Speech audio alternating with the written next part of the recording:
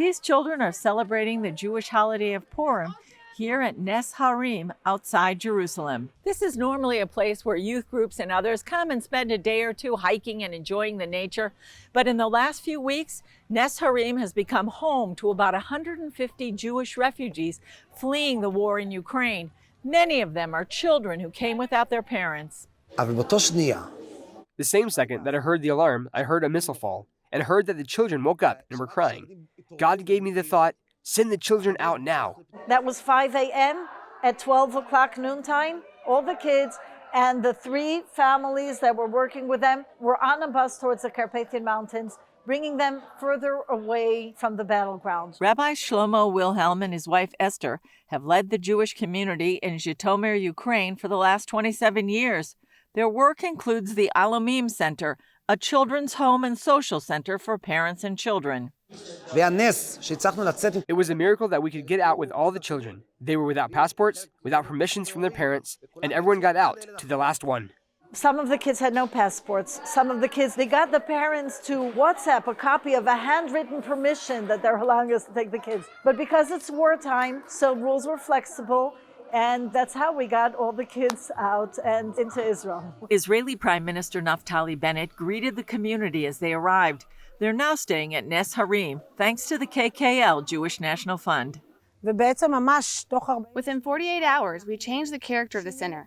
The people that work here for volunteers from Keren Kayemet to Israel. We started to put closets together in the rooms to make them suitable for a long-term stay, that they would be suited for children, something that for sure isn't here usually. Manager Gili Mayamon says the response has been overwhelming. We've received many requests to volunteer, also to donate things, clothes, toys, gift baskets, also many professional people, teachers that want to help and come teach Hebrew. This year's annual Purim party for nearby communities was even more special. Costumes, food, clowns, and games were part of the festive event.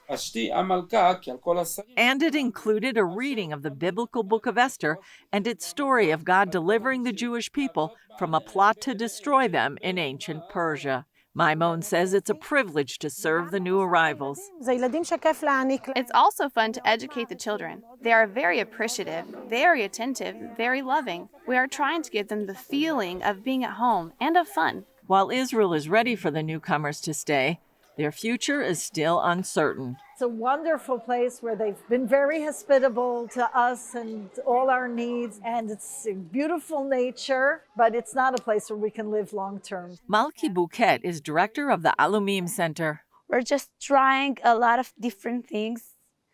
In a different situation, we will see what's going on, how the war is continuing or ending, and what happens in Ukraine in the next day. Esther says that while they are living a life of contradictions, a good attitude will see them through. We need to know that there are things we have to take care of, things we have to do to think about the future, but at the same time, to try to stay positive, stay happy, celebrate Purim in the best way we can, because there's a saying that joy breaks through barriers. Julie Stahl, CBN News, Nes Harim, Israel.